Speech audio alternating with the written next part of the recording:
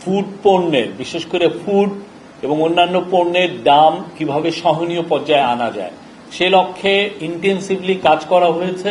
এবং আমরা আজকে বলতে পারি, আজকে আমাদের কাছে যে ডেটা আছে যে জিনিসপত্রের দামের, বিশেষ করে নিত্য প্রয়োজনীয় ভোগ্য পণ্যের, সেখানে স্পষ্ট দেখা যাচ্ছে যে গত রোজার থেকে এই রোজায় বেশিরভাগ পণ্যেরই দাম সহনীয় পর্যায়ে এসছে, কমেছে।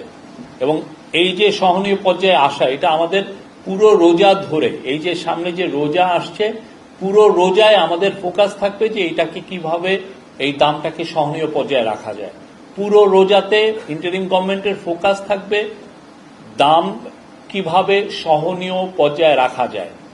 এটা আপনি জানেন যে রোজার সময় কিছু কিছু নিত্য প্রয়োজনীয় দ্রব্যের কনজামশন বেড়ে যায়, বিশেষ করে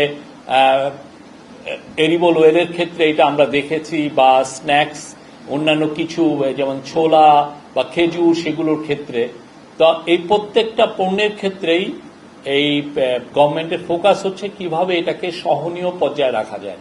এটার জন্য ইন্টেন্সিভলি কাজ করছে কমার্স মিনিস্ট্রি, এটার জন্য কাজ করছে ন্যাশনাল বোর্ড অব রেভিনিউ, এটার জন্য কাজ করছে সেন্ট্রাল ব্যাংক, এবং এটার জন্য কাজ করছে ট্যারিফ কমিশন। সবার সম্মিলিত প্রয়াসে আজকে আমরা বলতে পারি যে অনেক পণ্যেরই দাম সহনীয় পর্যায়ে এসছে।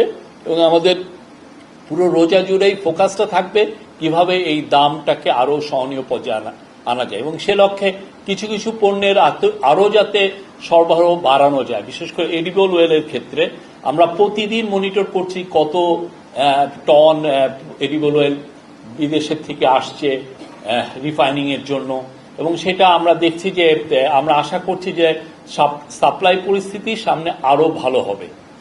এটুকু